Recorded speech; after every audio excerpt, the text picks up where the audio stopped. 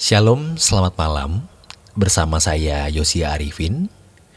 Renungan pada malam hari ini dari Pendeta Dr. Erastus Sabdono yang berjudul Hanya Ada Satu. Kalau kita benar-benar takut akan Allah, benar-benar menghormati Dia dan mengasihi Dia, maka kita memandang tidak ada masalah besar dalam hidup kecuali satu.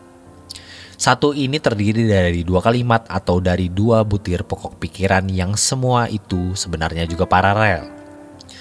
Hanya ada satu perkara besar dalam hidup kita, yaitu melakukan kehendak Allah dan menyelesaikan pekerjaannya atau memenuhi rencana Allah di dalam hidup kita. Seseorang tidak bisa dikatakan takut akan Allah atau belum takut akan Allah secara proporsional. Seseorang belum menghormati Allah dan belum mengasihi Allah secara benar kalau masih memandang ada perkara besar dalam hidupnya selain hal ini. Memang ini tidak mudah, tetapi kita bisa mengukur diri kita masing-masing. Kita bisa menguji dan kita bisa mempertanyakan ini kepada Tuhan untuk mendapatkan verifikasi, pembuktian, konfirmasi kebenaran dari Roh Kudus. Tidak ada perkara yang kita pandang besar yang bisa membuat kita merasa terancam, yang bisa merenggut kebahagiaan dan ketenangan kita, yang bisa membuat fokus hidup kita menjadi kacau. Tidak boleh ada, kecuali satu ini, yaitu bagaimana kita melakukan kehendak Allah, menyelesaikan pekerjaannya atau memenuhi rencana Allah di dalam hidup kita masing-masing. Kita harus menguji diri kita. Banyak hal yang membuat kita merasa terancam. Kita tidak merasa damai, tidak memiliki ketenangan, atau kita masih memiliki keinginan mendapatkan sesuatu. Kalau tidak mendapatkan sesuatu itu, kita merasa tidak lengkap atau kurang bahagia dan lain sebagainya. Jadi kalau kita hari ini belum punya pacar, belum menikah, walau sudah cukup umur, belum punya anak, belum ada pekerjaan tetap, mungkin juga mengidap penyakit yang mengancam nyawa atau apapun, di situ bisa menjadi batu ujian bagi kita.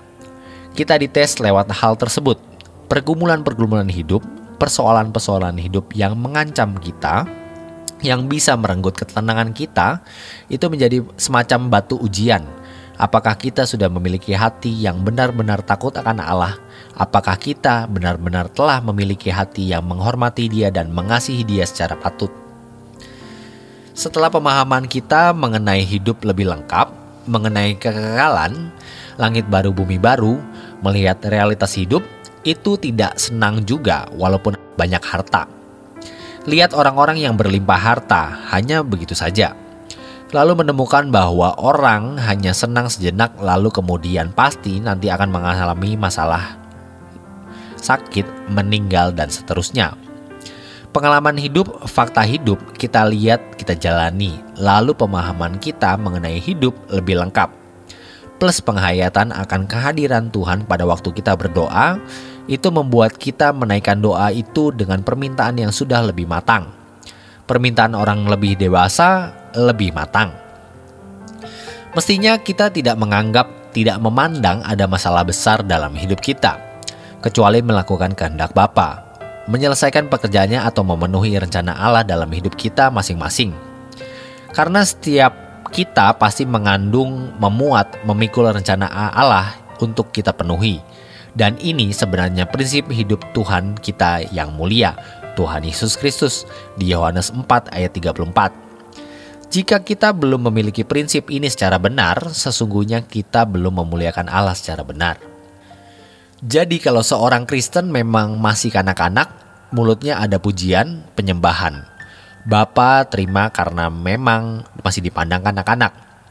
Tetapi kalau kita mesti sudah melewati, mesti kita dewasa karena sudah melewati tahun-tahun yang panjang dalam hidup kita, maka mestinya kita memiliki prinsip hidup seperti prinsip hidup Tuhan Yesus tadi. Disitulah kita baru bisa mengerti, merasakan, menghayati apa artinya menyembah Allah. Kata haleluya, kita itu menjadi berkualitas.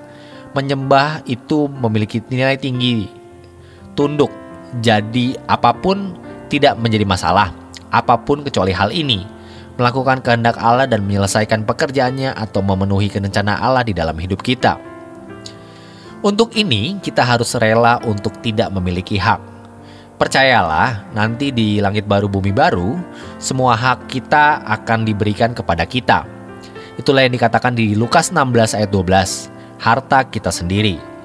Harta kita sendiri itu semua hak yang kita miliki. Harta kita sendiri itu nanti. Sekarang kita harus rela untuk melepaskan semua hak kita. Kadang-kadang daging kita juga masih meronta. Sebab kalau kita merasa memiliki hak sekecil apapun, tidak mungkin membuat hidup kita bersih. Tidak mungkin kita bisa melakukan kehendak Allah secara penuh atau mutlak, atau absolut, atau secara benar. Kita akan jauh dari kehidupan memenuhi rencana Allah, sebab kita pasti memiliki rencana-rencana sendiri atau paling tidak keinginan-keinginan kita sendiri.